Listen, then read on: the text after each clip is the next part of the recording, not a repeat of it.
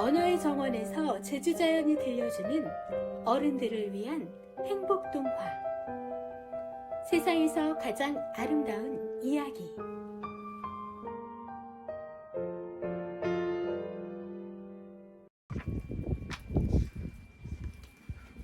생텍쥐베리, 어린 왕자. 괜찮아. 내가 사는 곳은 아주 작으니까. 그리고 약간 슬픈 표정으로 덧붙여 말했다. 앞으로 똑바로 가봐야 멀리 갈 수도 없는걸? 너의 장미꽃이 그토록 소중한 것은 그 꽃을 위해 내가 공들인 시간 때문이야. 너는 내가 길들인 것에 대해서 언제나 책임이 있는 거야.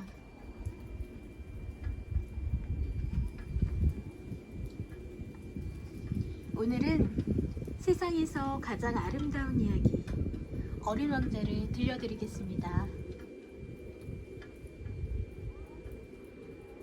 어린 왕자는 아마도 철새들의 이동을 이용해 별을 떠나왔을 것이다. 레옹 베르트에게. 내가 이 책을 레옹 베르트라는 어른에게 바치는 것에 대해 어린이들에게 용서를 구한다. 그럴 만한 중요한 이유가 있기 때문이다. 레옹 베르트는 이 세상에서 나와 가장 친한 친구이기 때문이다. 또 다른 이유는 레옹 베르트는 이 모든 것을 다 이해하는 어린이들을 위해 쓰인 책들까지도 모두 이해할 수 있는 사람이라는 점이다. 마지막 이유는 그가 프랑스에서 굶주리고 추위에 떨며 살고 있기 때문에 그를 위로해주기 위해서다.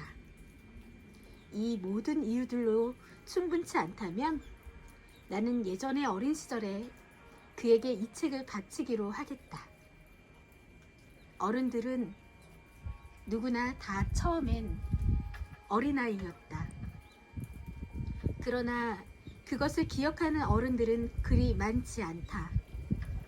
그래서 나는 이 책의 헌사를 이렇게 고쳐쓰려고 한다. 어린 시절에 레옹 베르트에게. 어린 왕자를 읽으며 나는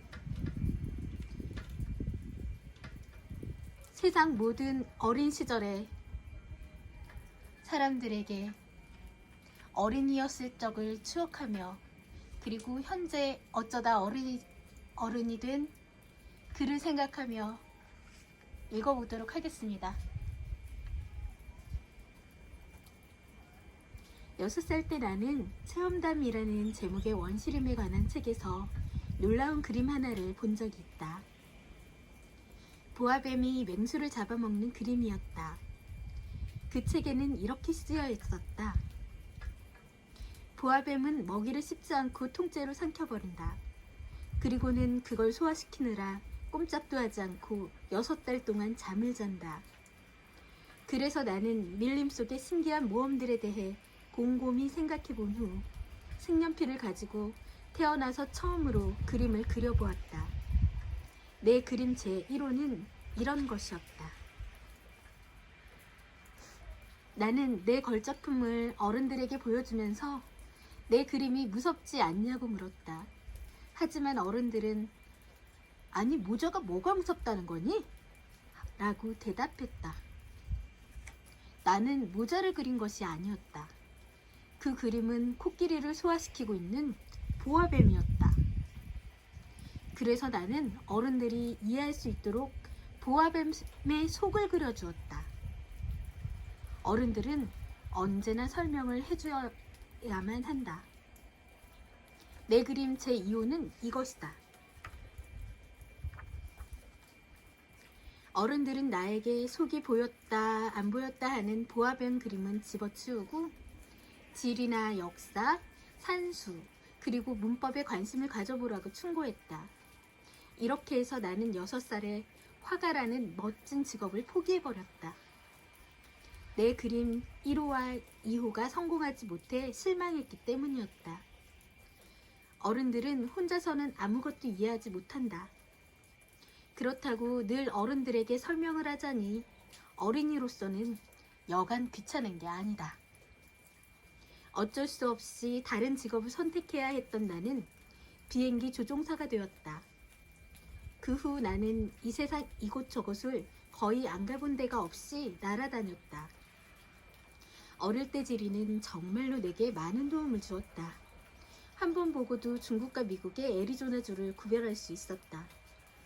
밤에 길을 잃었을 때도 지리는 내게 아주 유용했다. 이렇게 하여 나는 일생 동안 수많은 사람들을 만날 수 있었다.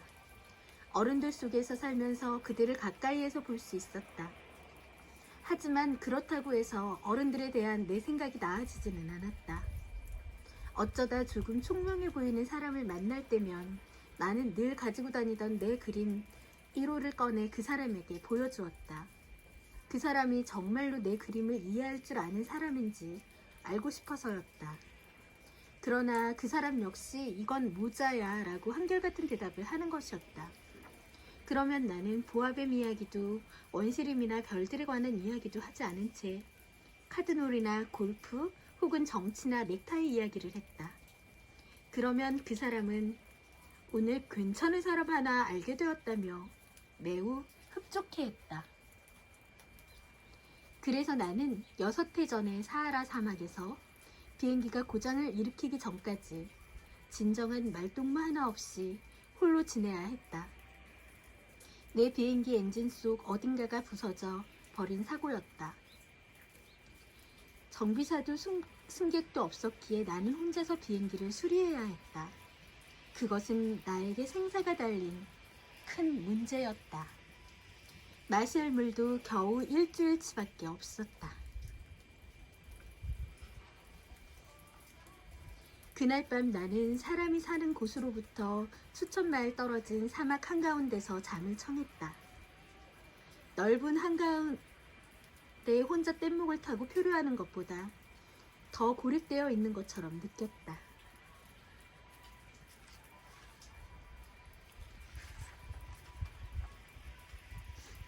그러니 해가 뜰 무렵 작고 여린 목소리가 나를 깨웠을 때 내가 얼마나 놀랐을지 상상할 수 있을 것이다. 양 한 마리만 그려줘. 작고 여린 목소리가 말했다. 뭐라고? 양 한 마리만 그려줘. 깜짝 놀란 나는 벌떡 일어나 두 눈을 비비며 주위를 살폈다. 그랬더니 정말 이상하게 생긴 조그마한 사내아이가 진지한 얼굴로 나를 쳐다보고 있었다. 나는 그 아이의 갑작스러운 출현에 너무 놀라서 눈을 휘둥그렇게 뜨고 그를 바라보았다. 이상한 것은 그 아이는 길을 잃은 것 같지도 않고 지쳐있거나 배가 고프다거나 목말라 보이지도 않았으며 두려워하는 것 같지도 않았다. 사람이 사는 곳에서 수천 마일 떨어진 사막에서 길을 잃은 아이의 모습이라고는 전혀 찾아볼 수 없었다. 난 마음을 진정시키고 겨우 입을 열어 말했다. 그런데 넌 여기서 뭐 하는 거니? 그러자 그 아이는 매우 심각한 표정을 지으며 나지막히 말했다. 부탁이야. 양 한 마리만 그려줘. 너무도 기막힌 일을 만나 어리둥절해지면 누구나 거기에 순순히 따르기 마련이다. 사람이 사는 곳으로부터 수천 마일이나 떨어진 곳에서 언제 죽을지도 모르는데 양을 그려달라니 참 어이가 없었지만 나는 주머니에서 종이 한 장과 만년필을 꺼냈다. 그러나 내가 공부한 것은 지리, 역사, 산수, 문법이라는 생각이 들자 나는 그 아이에게 그림을 그릴 줄 모른다고 말했다. 그러자 그 아이는 괜찮아. 양 한 마리만 그려줘. 라고 말하는 것이었다. 양을 한 번도 본 적이 없던 나는 내가 그릴 줄 아는 단 2가지 그림 중 속이 안 보이는 보아뱀을 그려서 그에게 보여주었다. 그러자 그림을 본 아이는 이렇게 소리쳤다. 아니야. 코끼리를 삭힌 보아뱀은 싫어. 보아뱀은 너무 위험하고 코끼리는 너무 거추장스럽단 말이야. 내가 사는 곳은 아주 조그맣거든. 나는 양이 필요해. 양을 그려줘. 깜짝 놀란 나는 다시 양을 그려주었다. 아이는 다시 내 그림을 보더니 싫어. 이 양은 벌써 병들었는걸. 다른 걸로 하나 그려줘. 라고 말했다. 나는 다시 그렸다. 그러자 아이는 이번에는 싱긋 웃으며 너그럽게 말했다. 이건 양이 아니라 염소잖아. 잘 봐. 뿔이 있잖아. 그래서 나는 다시 양을 그렸다. 그러나 이 그림 역시 퇴짜를 맞고 말았다. 이건 너무 늙었어. 난 오래오래 살 수 있는 양이 필요해. 비행기 수리를 서둘러야 했던 나는 더는 참지 못하고 아무렇게나 쓱쓱 그림을 그려놓고는 한마디 툭 던졌다. 이건 상자야. 네가 원하는 양은 이 속에 있어. 그러자 놀랍게도 이 어린 친구의 얼굴이 환하게 밝아지는 것이 아닌가? 그래. 바로 이거야. 내가 정말 갖고 싶어 하던 거야. 근데 이 양에게 풀을 많이 주어야 할까? 그건 왜 묻니? 내가 사는 곳은 아주 작아서. 괜찮을 거야. 이건 아주 작은 새끼 양이니까. 아이는 고개를 숙여 그림을 자세히 들여다보더니 이렇게 말했다. 뭐 그렇게 작지도 않은걸? 어머, 벌써 잠들었네? 이렇게 해서 나는 어린 왕자를 알게 되었다. 그가 어디서 왔는지 알기까지는 오랜 시간이 걸렸다. 어린 왕자는 나에게 많은 질문을 했지만 내가 묻는 말은 조금도 귀담아 듣지 않았다. 나는 차츰차츰 그에 대해 알 수 있었던 것은 그가 우연히 들려준 이야기들을 통해서였다. 어린 왕자는 내 비행기를 바라보며 말했다. 이 물건은 뭐야? 그건 물건이 아니야. 하늘을 날아다니는 비행기라는 거야. 내 비행기지. 내가 하늘을 날아다닌다는 것을 그에게 알리면서 나는 기분이 우쭐해졌다. 그런데 내 말을 듣고 어린 왕자는 이렇게 소리쳤다. 뭐라고? 그렇다면 아저씨가 하늘에서 떨어졌다는 거야? 그래? 나는 조용히 대답했다. 이야, 그거 참 재밌네? 어린 왕자가 깔깔 웃으며 웃어대는 바람에 나는 기분이 몹시 상했다. 나는 남들이 내 불행을 진지하게 생각해 주기를 바라는 편이다. 그는 또 말했다. 그럼 아저씨도 하늘에서 왔단 말이야? 어느 별에서 왔어?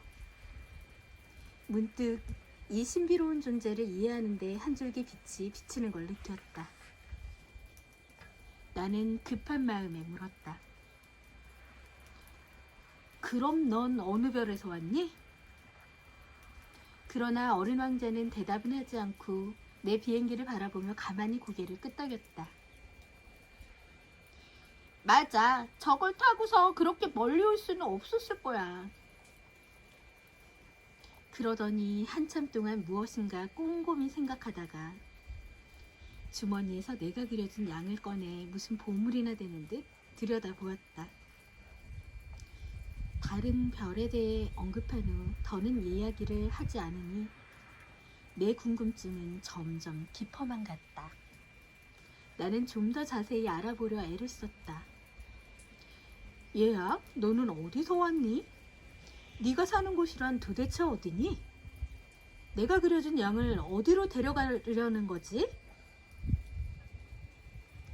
어린 왕자는 잠시 생각에 잠기더니 말했다. 아저씨가 준 이 상자 말이야. 밤이 되면 집으로 쓸 수 있으니까 좋은 것 같아. 그렇고 말고 또 네가 얌전하게 있으면 낮 동안 양을 메어둘 고삐와 말뚝도 그려줄게. 그러나 이 제안이 어린 왕자의 마음에 들지 않았다. 양을 매둔다고? 참 이상한 생각이네. 그렇지만 매두지 않으면 이상한 데로 가버리거나 길을 잃을지도 모르고. 그러자 어린 왕자는 또 한 번 까르르 웃음을 터뜨렸다.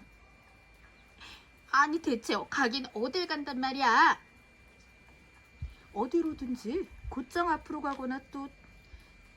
그러자 어린 왕자가 말했다. 괜찮아.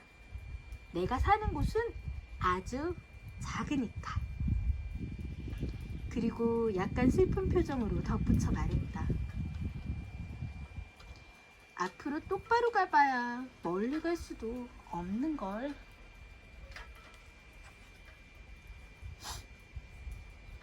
이렇게 나는 또 한 가지 매우 중요한 사실을 알게 되었다. 어린 왕자가 살고 있는 별이 겨우 집 한 채보다 클까 말까 하다는 것이었다. 그러나 난 그 사실에 대해 그리 놀라지는 않았다. 지구, 목성, 화성, 금성같이 사람들이 이름을 붙인 별들 말고도 다른 떠돌이 별들이 수백 개나 있고, 어떤 것은 너무 작아서 만원경으로 보기 힘들다는 것을 잘 알고 있었기 때문이었다. 때문에 어떤 천문학자는 그런 별을 발견하면 이름 대신 번호를 매긴다. 예를 들면 소행성 3251호라는 식으로 말이다. 나는 어린 왕자가 떠나온 별이 소행성 B612라고 믿는다. 이 소행성은 1909년 터키의 어느 천문학자가 망원경으로 딱 한 번 본 적이 있는 별이다. 그때 그 학자는 국제천문학회에서 자신이 발견한 사실을 확실히 증명해 보였다. 그러나 그 학자가 입었던 옷 때문에 어느 누구도 학자의 말을 믿지 않았다. 어른들이란 언제나 이런 식이다. 그런데 그 후 터키의 어떤 독재자가 국민들에게 양복 입기를 명했고, 그것을 거역하는 자는 사형에 처한다고 말했다. 이 천문학자는 1920년에 양복을 입고 다시 자신의 주장을 증명해 보였고, 이번에는 모두 그 학자의 말을 믿었다. 이 일은 소행성 B612호의 명성을 위해서는 매우 다행스러운 일이었다. 내가 소행성 B612호에 대해 이렇게 번호를 붙이며 자세히 이야기하는 건 모두 어른들 때문이다. 어른들은 숫자를 좋아한다. 만약 어른들에게 새로 사귄 친구를 얘기를 하면 어른들은 중요한 것에 대해 묻지 않는다. 그 친구 목소리는 어떠니? 무슨 놀이를 좋아하니? 그 친구도 나비를 숲집하니? 이렇게 묻는 일은 절대로 없다. 그 애는 몇 살이지? 형제는 몇 명이니? 몸무게는? 아버지 수입은 얼마지? 라고 묻는다. 그리고는 그걸로 그 친구가 어떤 사람인지 알 수 있다고 생각한다. 만약 어른들에게 창틀에는 제라늄 화분이 있고 지붕에는 비둘기들이 앉아있는 아주 멋진 장밋빛 벽돌집을 보았어요 라고 말하면 어른들은 그 집을 머릿속에 떠올리지 못한다. 저는 오늘 10만 프랑짜리 집을 보았어요 라고 말해야 와 정말 멋지겠네 라고 외친다. 어른들에게 어린 왕자는 무척 귀엽고 해맑게 웃었고 또 양 한 마리를 갖고 싶어 했어요. 누군가 양을 갖고 싶어 한다면 그건 어린 왕자가 있다는 거예요 라고 말한다면 어른들은 어깨를 으쓱거리며 우리를 어린아이 취급할 것이다. 그러나 어린 왕자가 떠나온 별은 소행성 B612호예요 라고 한다면 어른들은 우리 말을 믿을 것이며 쓸데없는 질문으로 귀찮게 굴지도 않을 것이다. 어른들이란 다 그렇다. 하지만 어른들을 나쁘게 생각해서는 안 된다. 아이들은 어른들을 너그럽게 대해야 한다. 물론 인생을 이해할 줄 아는 우리들은 숫자 같은 건 신경 쓰지 않는다. 나는 어린 왕자가 살던 별과 여행 등에 대해서 매일 조금씩 알게 되었다. 그가 무심결에 한 말들을 통해 조금씩 이해하게 된 것이다. 사흘째 되던 날, 바오밥 나무의 이야기도 그렇게 알게 되었다. 이번에도 역시 양 덕분이었다. 그는 매우 걱정스러운 표정으로 불쑥 물어왔다. 양이 작은 나무를 먹는다는 게 정말이야? 응, 정말이야. 아, 다행이다. 그 사실이 왜 중요한지 알 수 없었다. 어린 왕자는 말을 이었다. 그러면 바오밥 나무도 먹겠네? 나는 어린 왕자에게 바오밥 나무는 작은 나무가 아니라 성당만큼이나 커서 한때 코끼리를 데리고 온다 해도 바오밥 나무 꼭대기에 닿지 못할 것이라고 알려주었다.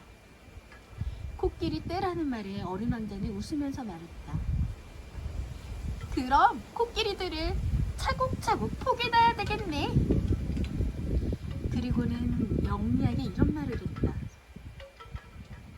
바오밥 나무도 어른이 되기 전에는 작은 싹이었을 거야.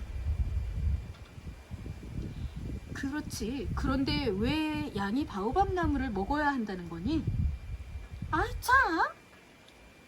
어린 왕자는 말할 필요도 없다는 듯이 대답했다. 그래서 나 혼자 그 궁금증을 풀기 위해 한참 동안 머리를 짜내며 생각해야 했다. 다른 모든 별들이 그렇듯 어린 왕자의 별에도 좋은 풀과 나쁜 풀들이 있다. 그건 곧 좋은 씨앗과 나쁜 씨앗이 있다는 뜻이다. 그러나 씨앗은 눈에 보이지 않는다. 씨앗은 땅속 깊은 곳에서 잠을 자고 있다가 그중 하나가 갑자기 잠에서 깨어나는 것이다. 그러면 그 씨앗은 먼저 기지개를 켠 다음 순하고 귀여운 어린 새싹 하나를 태양을 향해 쏙 내민다. 그게 만약 무나 장미의 싹이라면 제 마음껏 자라게 내버려 두어도 좋다. 그렇지만 나쁜 식물의 싹이라면 눈에 즉시 보이는 즉시 뽑아버려야 한다. 그런데 어린 왕자의 별에는 무시무시한 씨앗들이 있는데 바로 바오밥 나무 씨앗들이다. 그 별에는 온통 바오밥 나무 씨앗 투성이다. 이 바오밥 나무는 제때 뽑지 않으면 손을 쓸 수가 없게 된다. 그러면 바오밥 나무는 별을 엉망으로 만들어 버린다. 그 뿌리가 별의 구멍을 뚫고 파고들기 때문이다. 이렇게 작은 별에서 덩치가 큰 바오밥 나무가 자라면 별은 결국 산산조각나 버리게 되는 것이다. 어린 왕자는 나중에 이런 말을 했다. 그건 생활 습관의 문제야. 아침에 일어나 세수를 하고 나면 별도 정성스럽게 단장을 해줘야 해. 장미와 바오밥 나무를 구분할 수 있게 되면 그 즉시 뽑아야 해. 바오밥 나무는 어렸을 때는 장미와 아주 비슷하게 생겼거든. 이건 귀찮은 일이지만 그렇게 어렵지는 않아. 어느 날 어린 왕자는 지구에 사는 어린이들이 잘 이해할 수 있도록 바오밥 나무 그림 한 장을 그려달라고 했다. 언젠가 어린이들이 여행을 하게 될 때 그 그림이 도움이 될 거야. 할 일을 미루어 괜찮을 때도 있지만 바오밥 나무 뽑는 일을 미뤄뒀다가는 큰일 나. 내가 아는 어떤 별에 게으른 사람이 있었는데 그는 바오밥 나무 새 그루를 그냥 내버려 두었다가 그만. 아이고. 그래서 나는 어린 왕자가 말해주는 대로 그 별을 그렸다. 이렇게 해서 나는 어린 왕자의 소박하고 쓸쓸한 삶을 조금씩 알게 되었다. 오랫동안 그의 즐거움이라고는 해가 지는 모습을 바라보는 것 말고는 없었다는 것을 말이다. 나흘째 되는 날 아침 그가 들려준 이야기로 그 사실을 알게 되었다.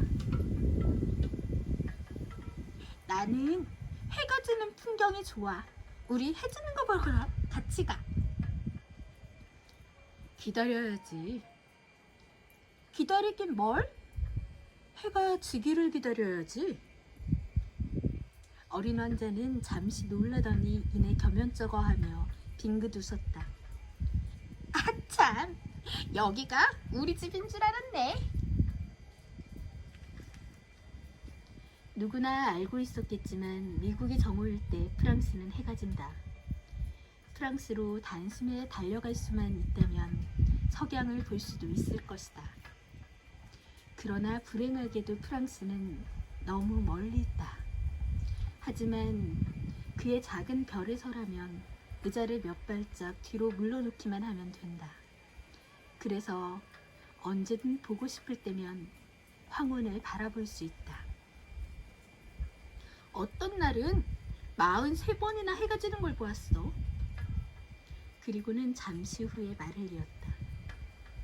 나는 마음이 슬플 때는 지는 해의 모습이 정말 좋아.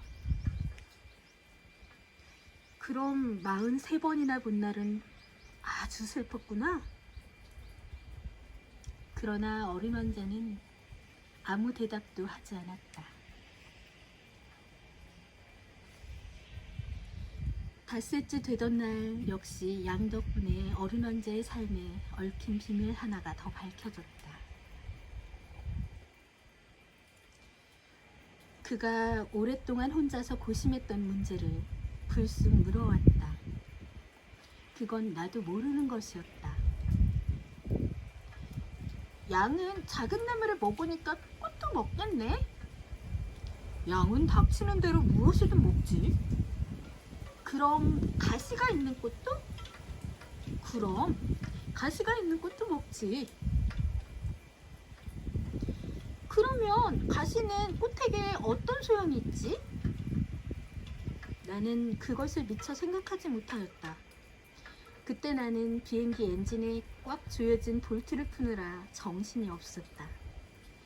게다가 비행기 고장이 매우 심각한 상태였고 마실 물도 거의 다 떨어져 걱정이 이만저만 아니었다.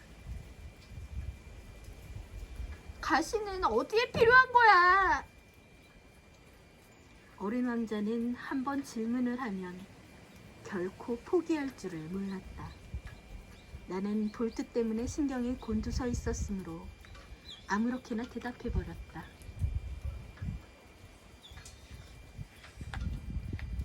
가시는 아무 쓸모 없는 거야. 꽃들이 괜히 심술 부려 생긴 거야. 그래? 잠시 말이 없던 어린 왕자는 화가 난 목소리로 소리쳤다. 아저씨 순 엉터리야. 꽃들은 연약하고 순진해. 꽃들은 자기 자신을 보호하는 거야. 가시를 가지고 있으면 자기들이 무서워 보일 거라고 믿는 거라고. 나는 아무 대답도 하지 않았다. 나는 그때 이번에도 이 볼트가 안 빠진다면 망치로 두들겨 버릴 테다 라고 생각하고 있었는데 어린 왕자가 또다시 내 생각을 방해했다. 아저씨는 그렇게 생각하고 있는 거야? 꽃들이... 그만! 제발 그만 좀 해도. 난 아무것도 몰라. 드는 대로 대답한 거야. 나는 지금 중요한 일을 하고 있단 말이야. 내가 소리치자 어린 왕자는 깜짝 놀라며 나를 바라보았다. 중요한 일이라고? 어린 왕자는 시커멓게 기름 투성이가 된 손으로 망치를 잡고 있고 그에게는 매우 흉측해 보였을 물체 위로 몸을 숙이고 있는 나를 보면서 말했다. 아저씨는 어른들처럼 말하고 있어. 이 말에 나는 좀 부끄러웠다. 그는 사정없이 말을 이었다. 아저씨는 모든 것을 혼동하고 있어. 모두 뒤죽박죽 만들어버렸어. 그는 정말 화가 나 있었다. 그의 금빛 머리카락이 바람에 나부꼈다.